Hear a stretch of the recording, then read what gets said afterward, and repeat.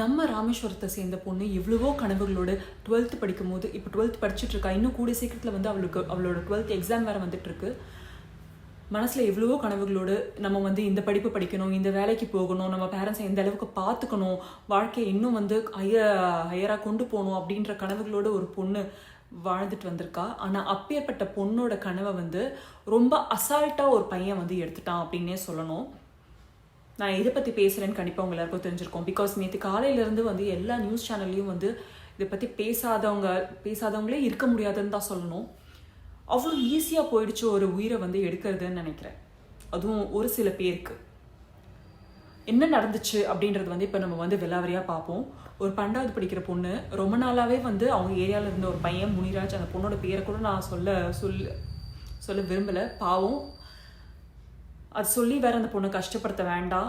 அந்த பொண்ணுன்றதை விட அவங்க ஃபேமிலி, அவங்க சுட்டு வட்டாரத்தை வந்து நம்ம கஷ்டப்படுத்த வேண்டாம்னு சொல்லிட்டு அந்த பொண்ணோட பேரை நான் சொல்ல போகிறதில்ல. ஆனால் அந்த பையன், அதே ஏரியாவை சேர்ந்த ஒரு பையன் முனிராஜன்ட்டு ரொம்ப நாளாகவே இந்த பொண்ணுக்கு வந்து லவ் டார்ச்சர் கொடுத்துட்டே இருந்திருக்கான். இத்தனைக்கும் அந்த பொண்ணு வந்து வேண்டாம், எனக்கு ஒன்று பிடிக்கல, வேண்டாம், நான் லவ் பண்ண மாட்டேன்னு சொல்லி கூட திருப்பி டார்ச்சர் பண்ணிகிட்டே இருந்திருக்கான். ஒரு கட்டத்துக்கு அப்புறம் அந்த பொண்ணால் இதை சமாளிக்க முடியாததுனால அந்த பொண்ணு என்ன பண்ணுவா, அவங்க வீட்டில் அவங்க பேரண்ட்ஸ் கிட்ட இதை பற்றி இன்ஃபார்ம் பண்ணியிருக்கா.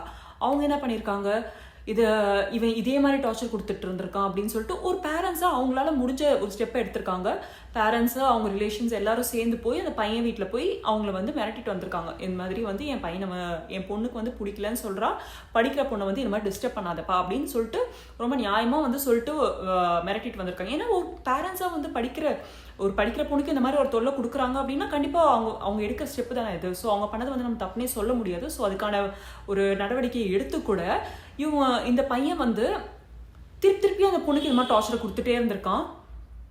இது வந்து எங்கே போய் முடிஞ்சிருக்குன்னா, அந்த பொண்ணு வந்து காலைல ஸ்கூலுக்கு போயிட்டு இருக்க டைமில் வந்து அந்த பொண்ணு எப்பயும் போல பின்னாடியே அந்த பொண்ணு பின்னாடியே போய் அந்த பொண்ணுக்கிட்ட பேசி திருப்பி அவனோட லவ்வை வந்து ஏற்றுக்க சொல்லி அந்த பொண்ணு மறுத்ததுனால அவன் கொண்டு வந்த கத்தினால அந்த பொண்ணை வந்து கழுத்தில், வயிற்றுல, இங்கெல்லாம் வந்து நல்லா குத்தி அந்த பொண்ணை வந்து சாவடிச்சிருக்கான்.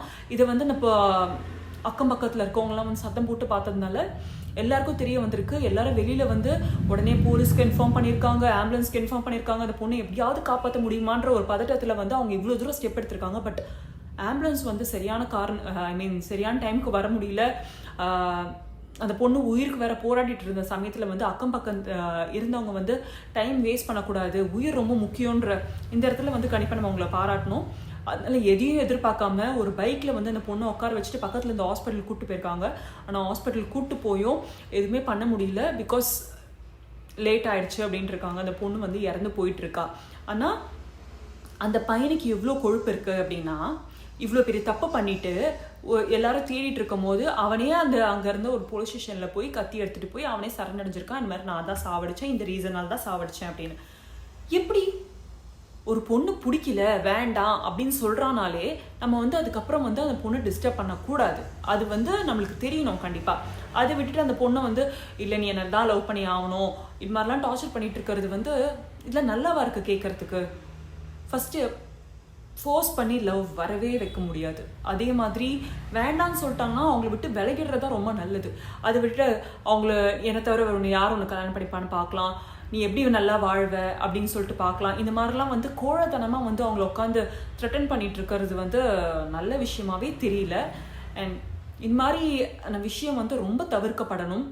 உங்களால் அதுவும் ஸ்கூல் படிக்கிற பசங்களை வந்து ப்ரொப்போஸ் பண்ணுறது, அவங்களுக்கு உட்காந்து லவ் டார்ச்சர் கொடுத்துட்டு இருக்கிறது, இதெல்லாம் வந்து ரொம்ப கேவலமாக இருக்குது. படிக்க வேண்டிய வயசில் அந்த பசங்க படிப்பை தான் பார்க்கணுமே தவிர அந்த பசங்களும் வந்து படிக்கணும்னு தான் நினச்சிருக்குங்க. ஆனால் இந்த மாதிரி தேவையில்லாத ஒரு தொல்லை கொடுக்கறதுனால பாவம் இப்போது அந்த பொண்ணோட வாழ்க்கையே போச்சு. இதெல்லாம் என்ன ரொம்ப ஈஸியாக இருக்கா? இப்போது நிறைய நியூஸ் ப்ரோக்ராமில் நம்ம பார்க்குறோம், அந்த பொண்ணு மேலேயும் வந்து நிறைய பேர் தப்பு சொல்கிறாங்க. எப்படி இறந்த பொண்ணு மேலே வந்து இந்த மாதிரி ஒரு தப்பு சொல்கிறதுக்கு அவ மேலேயும் தப்பு இருந்திருக்கும் அப்படின்னு சொல்கிறதுக்கு வந்து எப்படி நிறைய பேருக்கு மனசு வருதுன்னு தெரியல. அந்த பொண்ணு வந்து வேண்டான்னு சொல்லியிருக்கா பல மாசமா. அவன் மேலே தப்பு இல்லாதனால தான் அவங்க பேரண்ட்ஸ் கிட்டேயும் இன்ஃபார்ம் பண்ணியிருக்கா. இந்த மாதிரி இவன் வந்து என்னை வந்து இந்த முனிராஜன்றவன் வந்து என்னை ரொம்ப நாளாக இந்த மாதிரி டார்ச்சர் பண்ணிட்டு இருக்கான், லவ் பண்ணுன்ட்டு, அதனால நீங்கள் பார்த்துக்கோங்க, நீங்கள் கொஞ்சம் இதை பாருங்க அப்படின்னு சொல்லிட்டு தான் அந்த பொண்ணு வந்து அவங்க பேரண்ட்ஸை நம்பியும் வந்து அந்த விஷயத்த சொல்லியிருக்கா. அப்படி இருக்க ஒரு பொண்ணை வந்து இவன் இந்த மாதிரி பண்ணியிருக்கான் அப்படின்னா அப்போது இங்கே தப்பு யார் மேலே இருக்குன்றது வந்து நம்மளுக்கு ரொம்ப வெட்ட வெளியுமாவே தெரியுது. ஓகேவா? ஆனால் நிறைய நியூஸ் ஃபோரம்ஸில் வந்து நிறைய பேர் வந்து இதே மாதிரி வந்து அந்த பொண்ணு மேலேயும் தப்பு சொல்கிறாங்க. இந்த மாதிரி ஃபஸ்ட்டு இறந்தவங்களை பற்றி, தவறி போனவங்களை பற்றி அந்த மாதிரி பேசுகிறதே ஃபஸ்ட்டு தப்பு. ஏன் இப்படி பண்ணுறாங்கன்னு தெரியல. அந்த பொண்ணோட ஆத்மா நல்லபடியாக சாந்தி அடையணும் அப்படின்றத வந்து நம்ம வந்து கடவுள்கிட்ட வேண்டிப்போம். அண்ட் நான் இப்போ இருக்கிற நிறைய பொண்ணுங்களுக்கும் பசங்களுக்கும் சொல்கிற விஷயம் என்னன்னா, உங்களுக்கு ஒரு விஷயம் பிடிக்கலையா, அது உங்கள்கிட்ட யாருன்னா ஃபோர்ஸ் பண்ணுறாங்களா, அதை நீங்கள் சொல்லி புரிய வைக்க ட்ரை பண்ணுங்கள். ஆனால் அதையும் மீறி உங்களை ஃபோர்ஸ் பண்ணுறாங்கன்னா, தயவு செஞ்சு உங்களால் ஹேண்டில் பண்ண முடியல, உங்களுக்கு அது ப்ரெஷராக இருக்குது அப்படின்னா கண்டிப்பாக நீங்கள் உங்கள் பேரண்ட்ஸ் கிட்ட சொல்லுங்கள். அண்ட் பேரண்ட்ஸ், உங்கள் பசங்க ஒரு விஷயத்த வந்து எனக்கு இதுக்கு மேலே என்னால் தாக்கு பிடிக்க முடியல, எனக்கு ரொம்ப டார்ச்சராக இருக்குது அப்படின்னு சொல்லிட்டு உங்ககிட்ட இன்ஃபார்ம் பண்ணுறாங்கன்னா, தயவு செஞ்சு அந்த விஷயத்த காதில் வாங்கிட்டு அவங்களுக்கு என்ன பண்ணால் சேஃப்டியாக இருக்கும் அப்படின்றத நீங்கள் மனசில் வச்சுட்டு அதுக்கான ஸ்டெப்பை எடுங்க.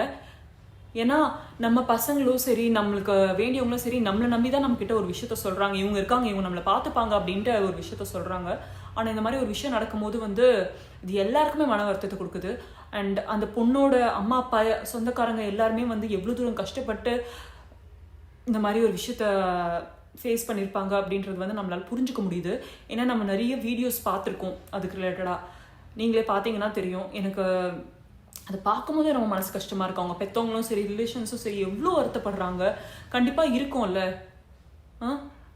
அதை பற்றிலாம் கவலைப்படாமல் அசால்ட்டாக ஒரு கொலை பண்ணிடுறது இது நல்லாவே இல்லை. இதெல்லாம் கேட்கறதுக்கே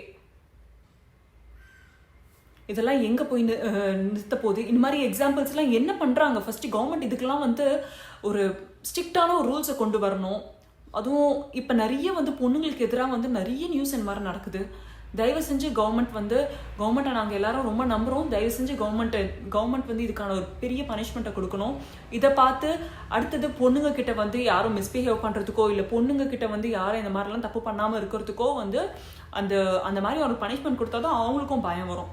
அதனால முடிஞ்ச அளவுக்கு இந்த வீடியோவை உங்கள் ஃப்ரெண்ட்ஸ் அண்ட் ஃபேமிலி அண்ட் நிறைய உங்கள் ஃபேமிலி குரூப்ஸ்லாம் இருக்கும்ல, அவங்க எல்லாருக்கும் இந்த வீடியோவை ஷேர் பண்ணுங்கள். அண்ட் இந்த மாதிரியான ஒரு விஷயம் ஃப்யூச்சரில் நடக்கக்கூடாதுன்றது உங்கள் கூட சேர்ந்து நானும் கடவுள்கிட்ட வேண்டிக்கிறேன்.